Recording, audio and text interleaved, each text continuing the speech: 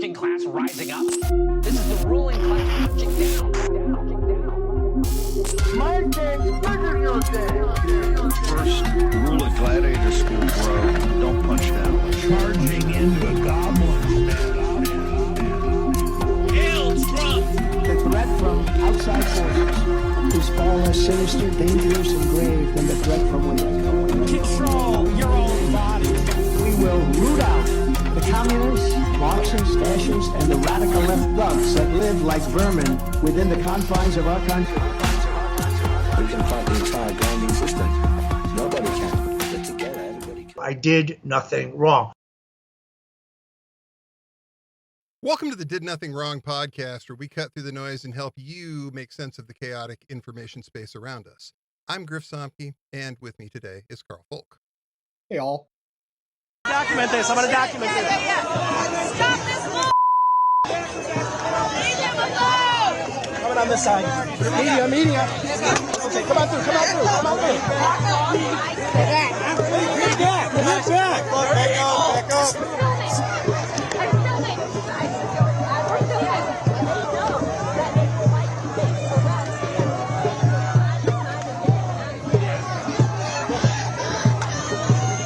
This is wrong. I'm here because there's torture in that facility. It's a concentration camp, and because my conscience calls me to do it. What's happening here is evil, and the Illinois State Police are complicit in it. They're evil themselves.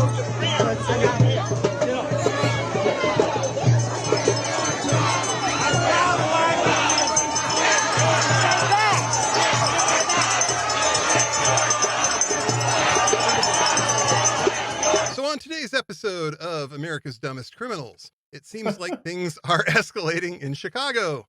They are now arresting uniformed clergy. And the Pope himself has called on the Trump administration to please stop committing human rights violations here. And the optics of this are fucking terrible. This is from the people who are always on about freedom of religion, as we are now seeing what they actually meant was freedom of religion for white people. Yes. How does this end, Karl? How does this end? I don't have a good answer to that right now. I mean, realistically, the optics of this, just the PR part of my brain hurts, like in a very fundamental way. But, it's one thing to be fucking around in the way that they've been. It is a different way to be fucking around to where the Pope comes out against you. In a real, clear and unambiguous message here. Yeah. And you're really hoping if you're the Pope, you don't have to name names. Yeah. I think you're really hoping that you don't have to say, hey, Tom Homan. Yeah. You say you're a Catholic. Yeah. And you're also telling me that the bishops and the Pope are wrong about this. And that's not how it works, guy. No, it is how it works if they want to have a little bit of, a schism, but I don't think, I mean, as much as the tradcaths in this country would love it, if there was a full-on schism and the anti-pope was a hardline fascist Catholic, that is not the mode for the church itself, right? Like, it would be different if we had the setup they had in the 30s where the church was on board. Right. This church is fundamentally not, right? And absolutely. It's very hard to overstate just how not on board the church is with this at this point. Literally, I was trying to kind of come up with a level of how not on board they are. It's very hard to do, right? Because traditionally, the Catholic Church, up until the Second World War, was very much on that side. And even after, don't get me wrong, they have their issues. Oh, no, they've definitely had their issues around the world in various places. And exactly. I think when Leo was, elected, people weren't quite sure how that was going to go. Yeah. But he's really put himself out there for this one, I think. Yeah. I think so too, and I think too it's part of a broader conversation that has been happening at pretty high levels between the tradcath sect of Catholicism in the West and then the broader church. And I think this is the beginning of that hard line really coming out, where the church itself, the Pope, Yeah. Yeah. is going to probably be more vocally against what this J.D. Vance version of Catholicism It is. is. It's like the And people who can't accept Vatican II versus the people who did. And that's exactly, yeah. what That's a you're great really way to looking put at it. here is what happens when the Pope decides to show up for this. Yeah. Because I don't think Yeah. that's really at all out of the realm of possibility. At some point, Uh, that's the best way to make the point. Are the ICE guards going to turn him away? I mean, that's the real thing, right? Like, we may come up, and it seems more and more likely that we may run into one of the true moments, like defining moments for this kind of thing, because where the Pope, who is from Chicago, Yeah. decides to do the thing that the church preaches, which is to stand with the people. I am not a Catholic. I was not raised Catholic. The church is spooky. Let's just say Fair. in my estimation.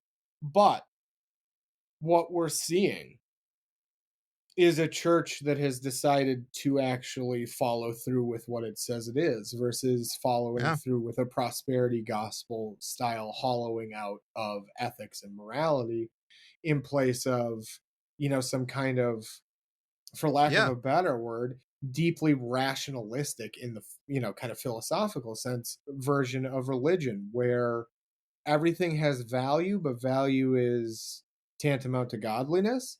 And so, this Mhm. is the major schism, right? In my Yep. mind, isn't between necessarily even religious belief within the church. There is a whole bunch of problems there. Yeah. But it's the idea of American Catholicism in the form they believe in, Mhm. which is the traditional Catholic Church, doesn't compete in the sense of cash flow that the evangelicals do, that some other No. groups do. No. And so there's this tension here in the States, at least, and probably much more broadly across the West, where the dominant kind of conservative Christian view is this prosperity gospel style value assessment. And the church is kind of saying no. The value is just in that you're a human. Yeah. And Yeah. and that alone, I mean, for any of us who are older than about 15, the Catholic Church, this is something new. Yeah. Publicly, at least, at the highest levels. It's something happened. new here. It's Yeah. not something new in a lot of places. I mean, this whole thing called liberation theology Correct. happened where a Correct. lot of people Exactly. decided that, hey, some of these teachings actually point me in a very different direction, and I think I need to resist against Correct. this authoritarianism. And that's not something we've seen on a large scale, I don't think, in the United States up until Uh, basically now. Not like this, no. And like liberation theology was something that was seen as so kind of radical for Yeah. so long by traditional groups and by traditional members of multiple different sects, right? Because traditional Christianity has seen liberation theology show up in a Yeah. myriad of places, not just the Catholic Church. And that's been one of those big internal struggles that we've seen for a long time. And I think this is going to be a very interesting test of liberation theology and the idea that we are good enough as we are, Yeah. that there's no added value needed for us to be us. That is a hell of a powerful tool to wield against an ideology that is based on value and what that means in terms of money, not in terms of who you are as a human. And your Yeah. value and your morality are dictated by cash versus who you are. These are major arguments, right? And these are going to be major theological arguments for a long time Yeah. for those who adhere. So I think the Pope coming out this way and really saying, like, if you continue to arrest clergy, Yeah. I'm going to continue to be loud. Mhm. That's an incredibly powerful weapon. And it's one we've seen the church do before and play that role before. Generally, it's in countries we were overthrowing at the time for the CIA, funny enough. But that's the irony, right? Like that is the universe's irony is awesomely grotesque. And this is one of those ones This where we film get is to see it. dedicated to the brave Mujahideen fighters. You know, it's like God, ain't God aging well. bless. Ain't aging God well. God bless you, Sly. You know, it's one of those rare ones though where like we're actually seeing the shift, like the historic timeline shifts that go along, you know, that a lot of us have only read about, where the church has kind of, the Catholic Church at least, has put their money on a line and they're going to bet the line. Yeah. And that's really important for what we're dealing with, because there is a moment here, and we may be approaching it, where Trump's power, the Republicans' power, is so fractured by the shit that's happening internally, by this kind of stuff, that someone like the Pope showing up at Broadview would end you. Yeah. Yeah. And it would end the movement. It doesn't just end Trump. This fundamentally ends a guy like Vance in a real fundamental way as a quote Catholic. Yeah. It really puts a damper on the optics for all of it when like the Pope shows up and says this is a war crime. Yeah. This is a crime against humanity. This is a moral crime. Like, how do you don't change the optics of the Pope showing up? Because when was the last time the Pope actually showed up in the U.S. anyway? Oh, it's been a minute. And the last time it seems like the Pope showed up for something like this was probably 1979 in Poland, when the Pope showed up to put his own sort of blessing to some extent on the solidarity movement. Correct. How'd that end up? How'd that go?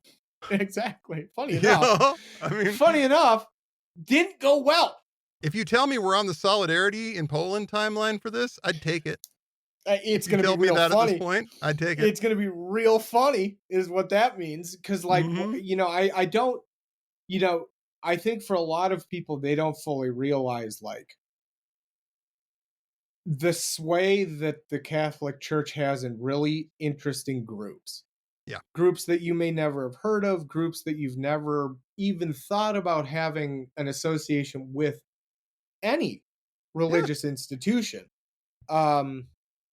You know, they're following the mandate. And if the mandate says that you must speak out against all injustice, no matter what, and that's what's coming down from the top, well, that's a different world for a lot of these folks. And it really is. It's going to be very interesting to see what that turns into, right? Like the optics, you know, this isn't the first time we've seen clergy arrested by the Trump administration. Oh, no, but this video specifically with him giving a sermon with cops on top of him is one of the things, even as a person who is not very religious, you understand the power that has. And you have to respect it. This is a guy who like cares enough about his faith that he is out there letting the jackboots stomp on him to make a point. Literally. And it's a true sign of the conviction and clarity that person has. That's hero shit. I don't And that's the allies you want. Those are the people that you want. Well, yeah. I mean, and it's really interesting in this country because we have such a bizarre view of religion as skewed through all these different political lenses that we use, that when we actually see what, you know, quote, religion looks like in practice in these situations, people, we're not used to it anymore. No. And people really truly are affected by it, right? Like it's an incredibly powerful moment to see someone so faithful, so truly on board with what they believe, that they're willing to put themselves in a position of true powerlessness and danger. That we have a lot of examples of that in our history, but we don't always acknowledge them until after the fact. Right. So I think seeing it now in real time, that has sped that process up for some people who might have taken a little bit of like more movement maybe to have them say, wait, hold on, what's happening now? And I know, like, talking to my, you know, to my parents and to others who still attend church, like this morning was an interesting day across the country in churches. And, I think, across faiths, this is something that resonates really deeply in the same way that Reverend Bunn did. Yeah. This is talking about basic humanity shit. Yeah. It has nothing to do with the politics that are normally associated with religion. And it shows too that there are people of conviction everywhere. And There are that's people who are still working in good faith, because the one thing that yeah. has been absolutely rammed down our throats for the last, since the 90s almost, even earlier, is the idea that there's a war on Christians in this country. You Yep. will hear them say that, war on Christians, war on Christians. And it's like, wait a second. The minute you get the power, are perpetuating what you would call a war on Christians. And you do it in a much more overt way than anything that's ever been done to you. Right? Like, the grievance is that, like, they're anti-Christian because they won't let us, threaten abortion doctors. Yeah. And, like, they're anti-Christian because they won't let us practice mass hate rallies against a bunch of local teens who are queer.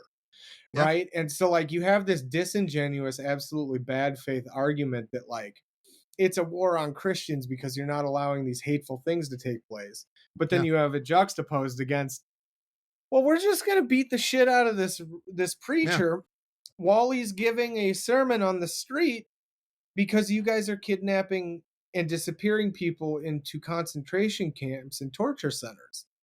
Like, this is not the same thing. Like, this is not an argument you can actually make in good faith. And I think that that's actually backfired. The Epstein stuff has been interesting because it's shown us this, right? That, like, some of this narrative has backfired.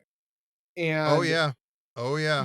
It goes back to the question that Jay posed early on after the election, which is, when does Trump not need his base anymore? I think we're there. Yeah. I think they're finding out the hard way that we're there. But also, they're finding out what happens to people Donald Trump doesn't need anymore. Exactly. But I also think this is the moment that that's an incredibly dangerous moment for any autocrat, right? Yeah. Like, that is a moment of instability where something like these moments we're seeing with preachers being arrested, with neighborhoods getting gassed, with Bovino going out and saying things, like, this is our city, we'll do as we please. Yeah. All of the shit that has some real heft. The White House's response to this whole thing being womp womp. Literally, Corey Lewandowski, when he did that during the first term, if I'm correct, didn't that pretty much end his ability to be a part of the administration in, like, a public-facing way? But that was before he was, dating Kristi Noem. I mean, that's fair. I mean, he wasn't dating Christie. He wasn't dating the, Homeland Security Secretary at the time. Well, and that's the question. I mean, to me, it reads like Lewandowski is the one running the account. That's a different conversation. But when that's the politics coming out of the highest offices and the highest voices, as much as MAGA has, like, withstood and taken on and been a part of a lot of this, the people who are next to MAGA but weren't fully on board with the whole thing, but voted that way because that was what they did. Yeah. We're starting to see that tank, right? Like, these numbers, I don't know if I've ever seen a president 36 points underwater. No. On immigration before. Like, and that was his, like, absolute calling card. That was what he won on, was immigration. It was immigration. I mean, from the first term, it was build the wall. It was immigration, build the wall. Kick out the Muslims, Muslim ban. Yep. And the second time around, it was, I will lower your prices. And I will deport all the brown people. Correct. And so he's doing both. He did one of them. Things. He did one of them. He's doing, he's changed the price on groceries, just not the way he wanted. Right.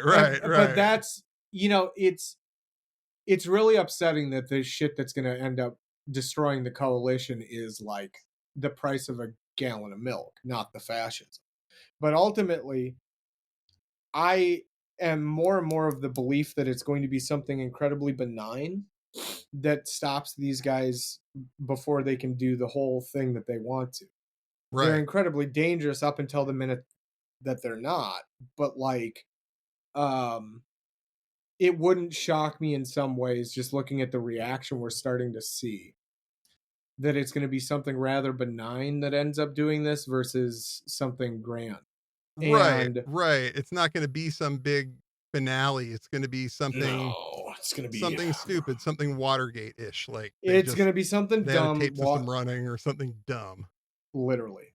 And that's what's going to be what does Trump in. I think the scariest part of all of this for me isn't the danger of that, because there is some danger in the king figure of a you know, of a cult of the kind we're dealing with going down.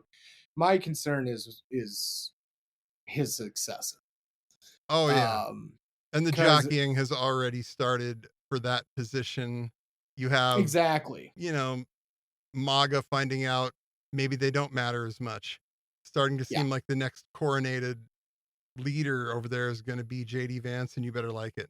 But I Yeah, don't think well, there's a lot yeah. of MAGA that actually supports that. I think there's a lot of these people that would like somebody else, but who? Yeah, exactly. And I think, you know, I think that like there's a real chance that we get Vance, and Vance is the end of the road insofar as like he Yeah. actually tries to do the fascist consolidation effectively. Right. But at the same time, like that's a much bigger mess for them to contain if they don't have MAGA on board. Because MAGA, I you know, MAGA is the only one that's taken a shot at a president. It happens to be that it was their own. Sure. But Sure. you know, like these guys are scary, right? And like desperate people, and I think it's good at this point to remind everyone listening that like MAGA preyed on the most desperate people in the country. Are going to Yes. do desperate things, and if they feel that they're not being heard, which is clear because that's what got us Trump. Yep. If you know, if a sizable portion of the population doesn't feel that they're being heard electorally, that their leader is gone, that they're the leader that is following him from the same party doesn't represent them, Mm-hmm. Yeah. that's a wholly different thing than what we're dealing with. And Yeah. I don't know. Nihilism on a big, massive scale, I think, at that point. Well, and it's just a bunch of people who truly, what else can you do? Yeah. Right? Like, I keep thinking about red state farmers who truly were desperate because their family farms were fucked. Yeah. And yeah, they voted for the fascist. And some of them did it because of their belief that he would enact his fascist goals. But overall, many of them did it because they had nowhere else to turn. The Democrats had abandoned them 30 years ago. Right. So what do you do? And you know, that's the scary part about this is these are people looking for someone to hear them, to take their shit seriously. And I don't mean the racism and the misogyny that's coming from MAGA, but the actual economic situations that drove them to accept that and to be radicalized into that are still present. You got a huge fucking problem. Like West Virginia used to be a solidly Democratic state. Every election they elected Democrats. What happened? Yep. Exactly. Exactly. You know? Why did they go from whatever they were before to whatever they are now? How'd that happen? And that's the question, right, that I think a lot of people have been asking since 2016 and before, right? Yeah. And I think, you know, we want it to be a simple answer that has like a, well, it's just they got lied to and it's a cult.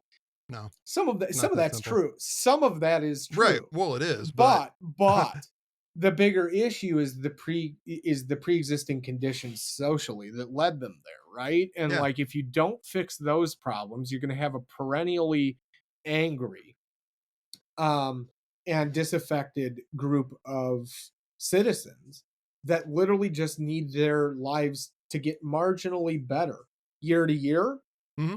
And you know, I don't think Vance is going to be able to do that. So this is just going to be a continuation of the thing that brought us Trump, but with the added weight of a fascist.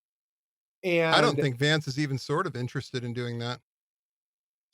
there's no part of me that sees Vance wanting to do that. Vance wants very clearly what Vance wants, which is his 20 or so Silicon Valley buddies and white supremacist buddies to maintain their wealth, right? Like that's really the clear belief he has, is that his friends should be wealthy, he should be wealthy, and his wife should be white Christian. But that's, he's got a little bit of it. He'll get there. He's working on that part. He is working on that. But that's he says he hopes Usha converts someday. He hopes. He hopes. There's a whole lot of unspoken there, but hey, we hope. Yeah, I have a feeling there's some praying going on. But in other news. In other news. No, that's the thing though, right? Like I think that people are so desperate for Trump to be the entire issue when really, like, again, this is broken record shit. He's not.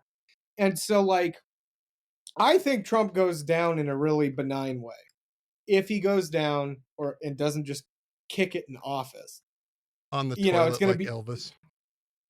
It would be on the gold toilet in the White House, like Elvis. This is what we would call the correct moral ending to this story: is the pullback from the golden toilet with Trump slumped over, and down the hall, through the West Wing, and out through the destroyed East Wing doors.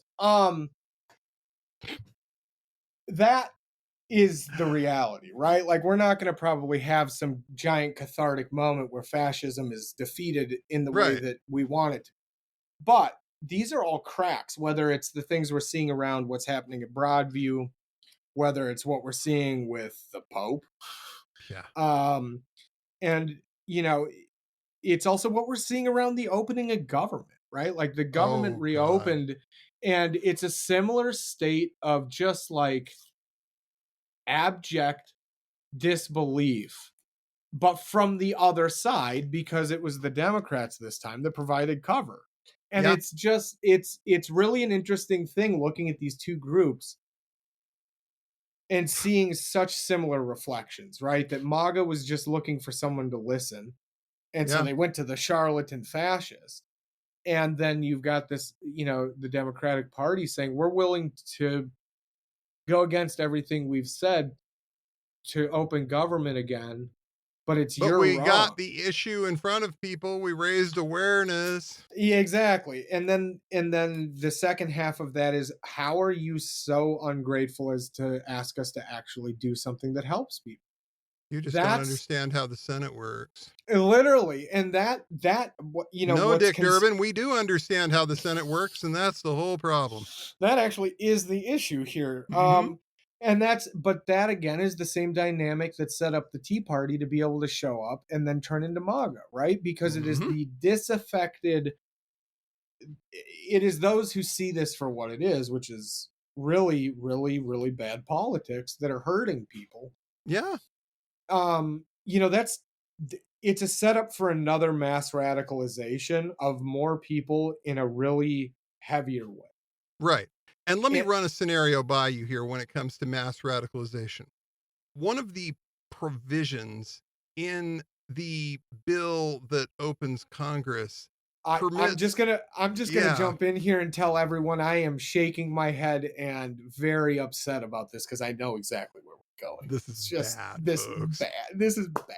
So you may have noticed lately a trend towards Republican types, MAGA types, J6ers, any number of other people, former National Security Administrator Mike Flynn, are suing the government for crimes real and imagined. And remember the old saying, you sue anybody for anything, DA can indict a ham sandwich. It's any number of things, but the DOJ is not fighting these lawsuits. The DOJ is settling these lawsuits. All the folks who did time over J6, as they justifiably should, are now out of jail, and they are suing the government for false imprisonment, and the government's writing the checks. Yep. And in this bill that's opening up the government, some senators introduced an amendment, and you would think maybe they're trying to put a stop to some of this shit. No, they want their slice. The senators who were monitored during the Mueller investigation. Hey, remember that? Remember that when that happened? Good times. Actual fucking agents of a foreign country. Let's continue. Yes. They were monitoring, and they're suing for damages because they got their phones monitored, and the administration's not going to fight it. And that's the whole trend now. It's like, yep. If you're a friend of Trump, if you're a MAGA person, and you can even come up with like the flimsiest pretext, you sue the government, they don't contest it, and you take home millions of dollars. What happens when people kind of figure that out? You mean that we're all paying taxes just so they can raid the treasury? Mm-hmm. I don't know what happens at that point, right? Because like this is literally what's happened. And so I think it's really tough, right? Like we're in a moment where the treasury is being raided by the worst people imaginable, by literal criminals and foreign agents. And that story has not gotten out yet in a big way. But I do have a feeling that one's going to strike people as being real problematic. That that our taxes are literally being paid to billionaires, to criminals, to insurrectionists, to seditionists, to neo-Nazis, to any number of other scumbags that happen to be coming up with their handout. Meanwhile, Snap has been cut. Well, exactly. Meanwhile, people have been kicked off of Snap and have to reapply because of this shutdown. Exactly. We have. Meanwhile, USAID is no longer functioning, and millions of people are dying outward. And inwardly, we got people who can't eat. We got people whose healthcare premiums just absolutely fucking spiked. 10 times in some cases. And at some point you have to look at this if you're one of those people and look at the looting of the treasury that's going on and say, they don't care about you. No. They don't care about you at all. Well, exactly. And I think ultimately, like, there's a really good question right now that I think will have to be raised at some point, which is about taxation without representation. Yeah, that's a real fun one, huh? Yeah, it is. It's so much fun. We've thrown tea parties about it. You hold off a senator or a House of Representatives members swearing in from my state that long. Yeah. And I have a feeling that there's going to be some people who are going to go and write the word exempt on their W-2. Correct. And that's the thing, right? Like at the state level, that's going to be where it has to happen, right? The states are going to have to decouple. And I think that this is the uglier, bigger conversation that everyone's, I think, rightly kind of avoiding because it's a really tough one. But mess. Like, how do the real question I think that everyone who is thinking on this subject right now is kind of thinking about is, how do you decouple a federalized system from states? And what does that actually mean? And like, what does that actually do? Like, what does that say about the democracy? Does the democracy of the United States federal system still function? Does it exist? I think those arguments right now would lean towards no. I know, talking from other people in the field and some people we all know and read, they've said similarly, where it's democracy doesn't exist. The federal system is being retreated from by the federal government. We have to figure that out because these are vacuums that the Republicans have wanted to fill with private enterprise for a long time, but those private enterprises don't exist. So like, they're just going to be holes. And they'll tell you it does, but it's really one of their buddies who's got an LLC and a shell company. It's Christy Dome's boyfriend running a shell company, right? Like, and that's the thing here where like, I think we have to broaden our imaginations to what democracy could look like and maybe should look like, but could look like without some of these factors. Yeah. Federalization, these things. And what we are talking about, I should be clear, is secession. But soft secession, but secession. it's the federal government seceding from the states, right? So, like, that's a different thing. And I think that that's the conversation that hasn't been Yes. had yet, Yes. is that the states want to stay together, but the federal government is pulling back. We didn't leave the United States. The United States left The us. states left us. And that's the real fucker of this, is like, that's a different thing than the Civil War. It's a different thing than the Civil War, right? Because the Civil War was a true secession of states to form their own country. Sure. That's a different conversation, and one that inherently puts the ball in the Union's court. That's why it's important, though, to frame this in my mind, that the government left us. Yeah. Because then that gives blue states, that gives states that do want to work within a democratic framework, the ability to claim the mantle of the Constitution. Yeah. And it's something that I've talked about publicly since the inauguration, because I think this is the route that we have to understand, is we are going to be forced to do a mesh network of sorts of democratic states, mindset, endeavors, peoples, and groups that does not function as the government. Yeah. It's going to have to be stuff that we as a population can maintain outside of government. A shadow government. And, yeah, something akin to a shadow government. And frankly, like, we already have shadow economies all over the place. We already, for all intents and purposes, there are two economies in this country and have been since the 70s, right? Which is, we have the economy of the business, which is Wall Street, NASDAQ, this, and then we have the day-to-day economy of what people can actually afford.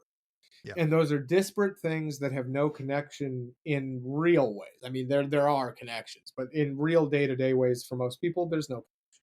Yeah. Yeah. And why wouldn't we function as a democracy similarly, where we can do it without these things, where maybe we can do it in better ways that reflect the federal, what the federal system's sentiment was, but it could never pull off. No. And if we have the mantle of the Constitution and as the democracy, and the federal government's the one who's retreated from that, that also gives us some other powers down the road that would be quite useful to us. Yeah. And it is a very different conversation than the secession conversation of, well, we don't like this country, we're going to build our new one. It's, we are this country. The federal government just decided it didn't want to do it anymore. At some point, we had to do this because we had no other choice. Correct. We are not capable of being both, I mean, you're either going to have to be a country or a part of one. Yeah, that's exactly right. And it's just, this is tough stuff because it's bigger than us in a way that the original idea of, like, a democratic republic founded by and for the people, right? Because this isn't one thing. This is talking about, like, how do you form a government from a fractured world?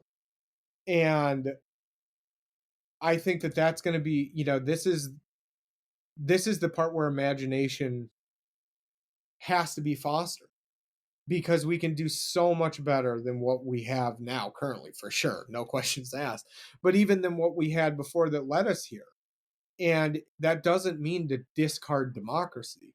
It means to reimagine democracy in the way that it could and probably should function now, as a much more nimble, hybrid entity that exists not just in one place, but is literally the thing that's laid out in our history, which is, it's in all of us, but it's also in all of our, like, day to day, just by being a part of this and wanting it to continue and doing the work of that is the democracy.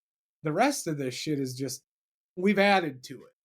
But if you want that thing to function, we can do it. We just have to imagine it and really think through what that looks like, and then work to build it. And we have to be willing to work cross aisle, cross church denomination, cross 100% people that we didn't necessarily have to expect to work with are now very important parts of the coalition for the same reasons, because they saw something. Yeah. And they had to go up and do something. So now you've got the Catholic Church working with, literal protest groups in a lot of cases. And people have their issues with that. There's a lot of people out there for a lot of very good and justified reasons. Understandable that don't reasons. want to work they don't want to work around religion in general and the Catholic Church in specifics. But totally understandable. There comes a time where you're like, we're in a war here. Yeah. Yeah. And Democratic coalitions are great because they are just a coalition, right? Like, I don't have to agree with the Catholics to understand that they have some power that we don't without them. I mean, this is the whole one big issue thing. And to a large extent, I think that's where, as long as you're not dealing with somebody who was, say, like maybe, named in the Epstein files or some shit like that, I think we don't really have the room to exclude anybody of good faith that wants to come in and figure out how to end this thing. No, I agree with that. And it's the keywords there, good faith. And that is something, absolutely. And that is something we as a population have to get better at, is discerning the good faith versus bad faith. And that, though, is not always easy.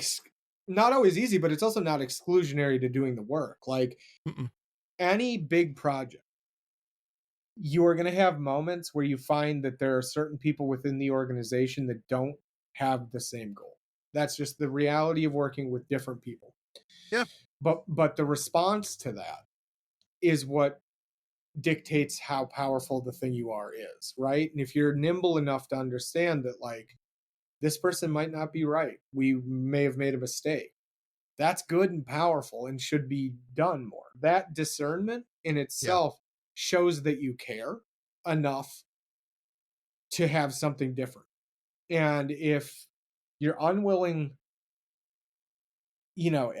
it's really tough, right? Like, we've seen this time and again. We've seen it recently with, like, Platt, right? Where it is good to have a big tent.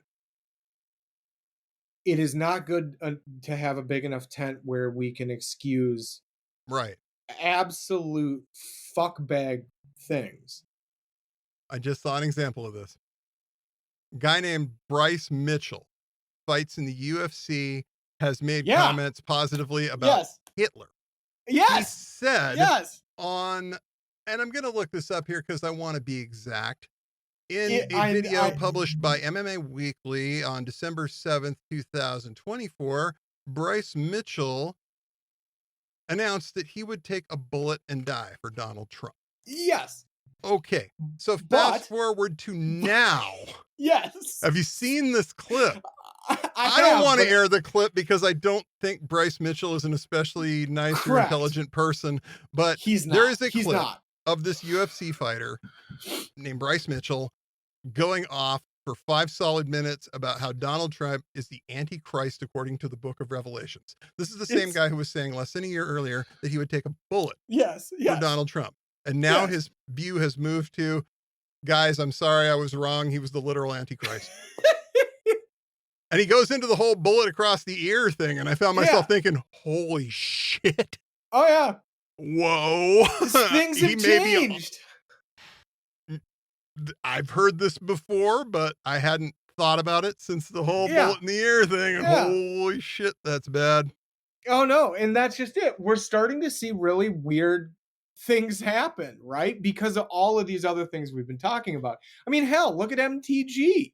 Marjorie out here is like starting a knife fight, a long knife fight in the fascist ranks, similarly to our MMA, person here.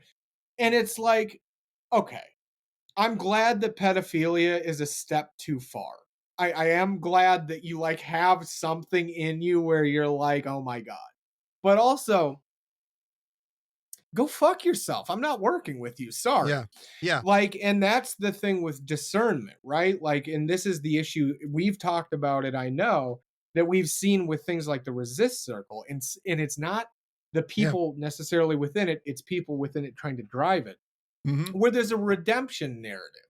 Right. No, these people don't deserve redemption No. because they suddenly had a, well, fucking kids is too far from my fascist worldview.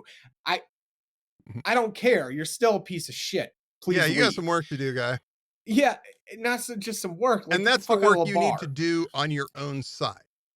I can't tell you how to do that kind of work. I can't tell you how to talk to Correct. the people that you talk to and convince them of this. If you are convinced now that he is the Antichrist, that's great. And what I need you to do is go tell every single one of your friends and convince them. Yeah, correct. Every right? single And, like, other person you know, everybody at your gym, everybody you train with, all your rolling partners, you need to tell every single one of these people about Donald Trump as the Antichrist. If this is what you really believe, and it sounds like it is, I don't know that this guy's got a whole lot of guile going on. He just doesn't really strike me as the most, shall we say, two-faced or deceptive person. I think you kind of get what you're getting with this one. Yeah, And that's where it's at. And you go convince the people who are impressed by your act.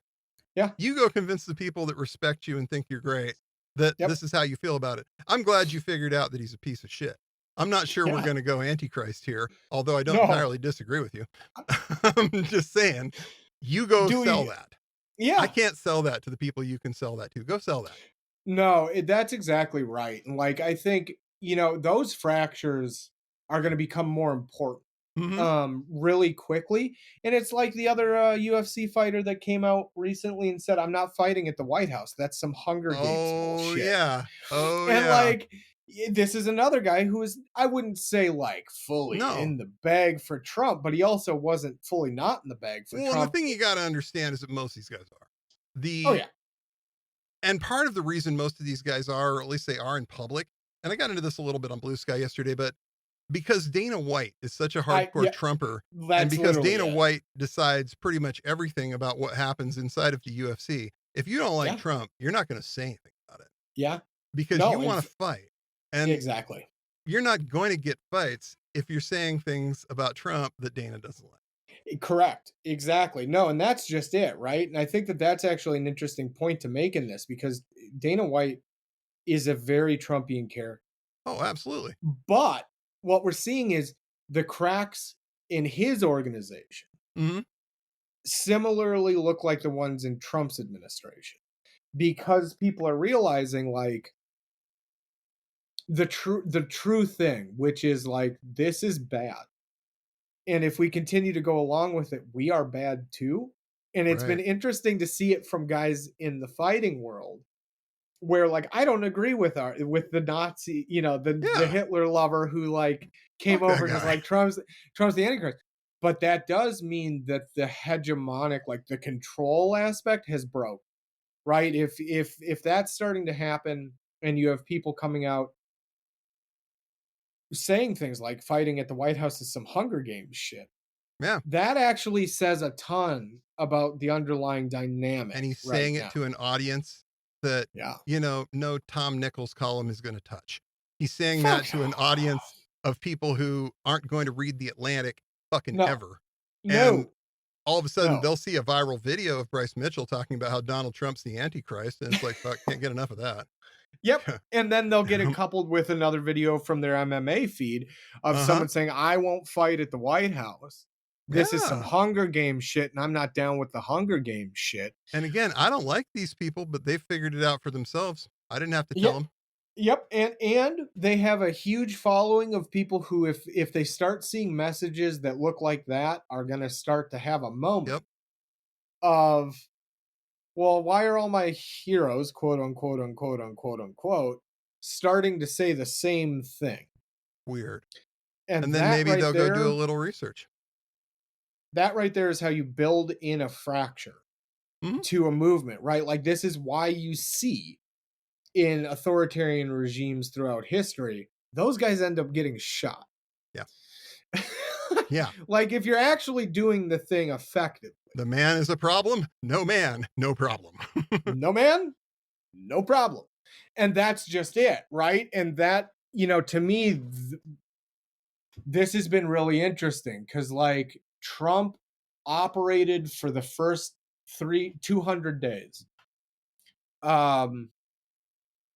as a competent authoritarian. The people behind him did. He, Yeah. whatever, him himself, whatever, fuck, you know.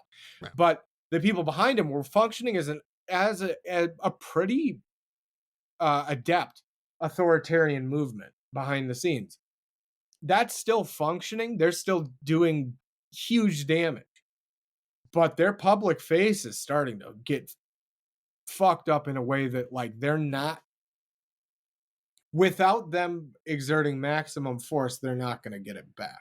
No. And that for all of us is good, but also it should just be a reminder they are going to get much more dangerous. They are. As the public facade crumbles and they still have the actual power they do, because they have real true power to do So I think really fucked up stuff. What we have to look at now is the idea that maybe this is actually working. Maybe this thing that we're doing is actually working as well as anything is going to at this point. Yeah, I think that's true. And I think too, like, and I've said this before, America, one of America's superpowers is one the rest of the world has known forever and has bagged on us for, which is we are the most irritating fucking people on the planet. Oh, yeah. We are just loud. We're obnoxious. We're fucking rude. We have zero give a fuck for anyone else's set of like moral or social like norms. And we roll in like fucking thunder. Mm-hmm. We may be using that for good for once instead of being super irritating at some Dutch cafe trying to order Cokes. And like, if that's the case, that's absolutely perfect for us. Let's because it's, you know, I think about when the car was being invented or Right. being publicly embraced, let's say. Americans literally would remove road signs to fuck up the drivers because it was funny. We would literally tell people, like so in 1908 there was a car race around the world. Like I think it was like New York to Paris. 1908. This is early for cars. Okay. Do you know what happened? Do you know what happened in the US when like the French, British, and Germans were coming through in their cars? No. Because the United States citizens were just like, no, cool, it's that way. Just go like 2 miles that way. You'll be fine. There's a fucking lake over there. Watch this.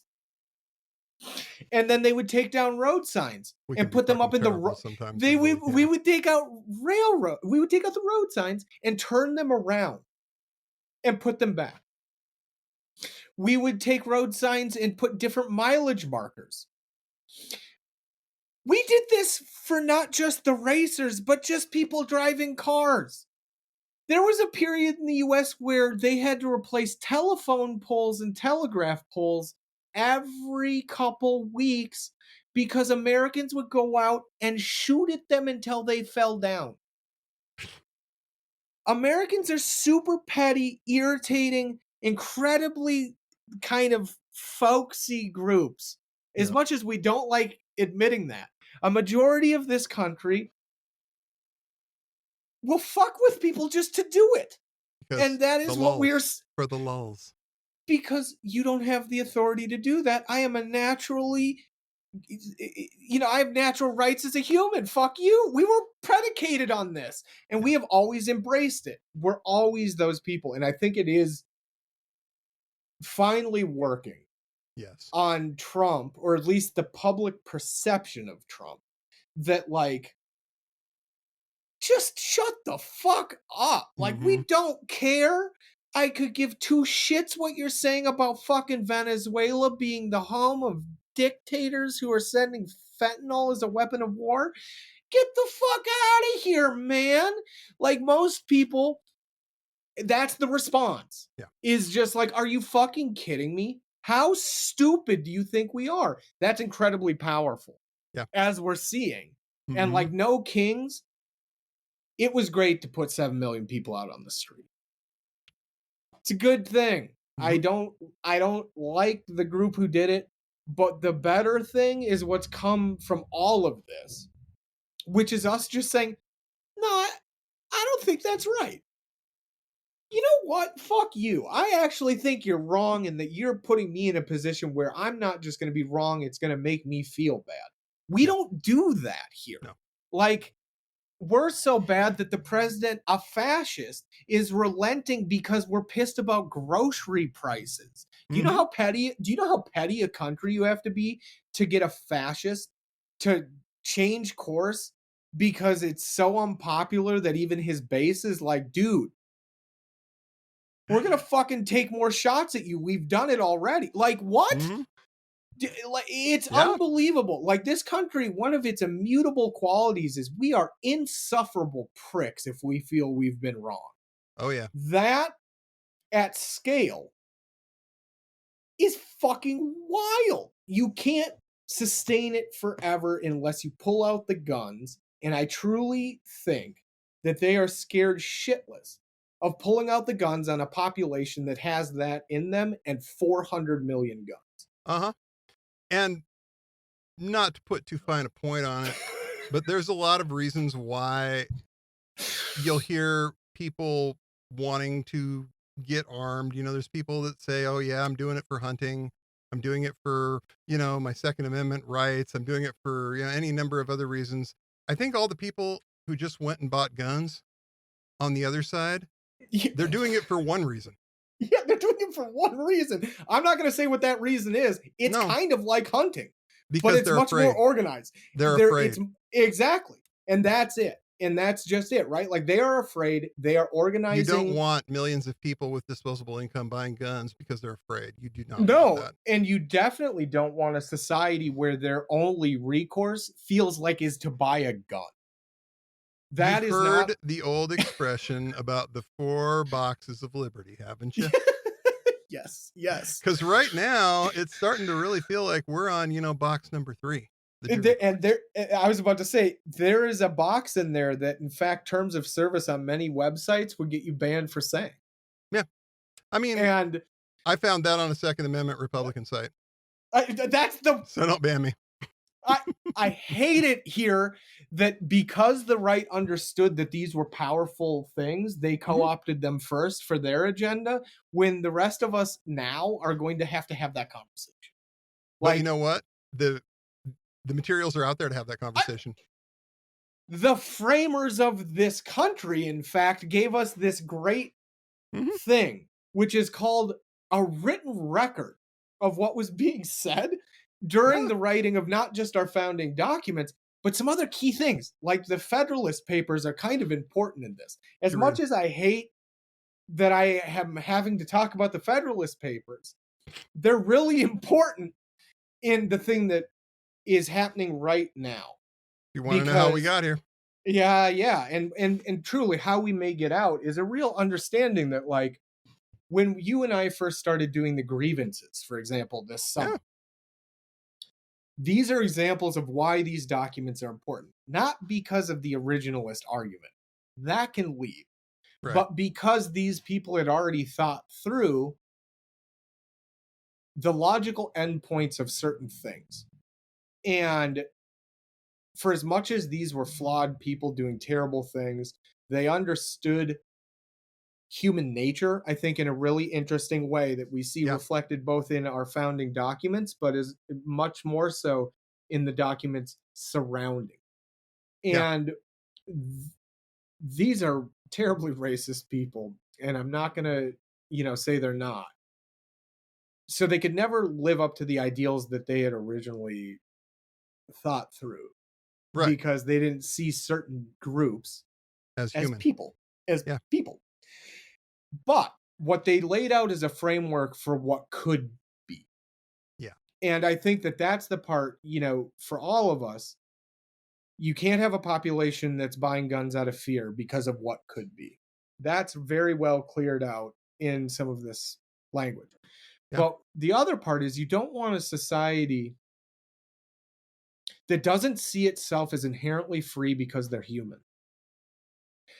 And that's the part that we're, as a country now, or whatever we choose to do next, if we focus on that part, on that promise that was never lived up to, that's how you actually build something better but also Yeah. how you neuter the ability for this kind of shitbaggery to happen again. Because if it truly is a population of free people who are free just by virtue of being humans and being here, well, then why the fuck Yeah. is it your right to say that this group doesn't get to exist? It neutralizes it. And it changes the dynamic to us as personal agents of our own destiny insofar as what we want democracy to be. Yeah. And that is the stuff that, frankly, is the truly revolutionary component of what those documents were trying to get at. And it's really the revolutionary energy that could and should bring us out of this moment because of that. And it might. Right? And it very well may. We as a population are showing exactly the things outlined in that document. Yeah. Our leaders collapsed. We didn't.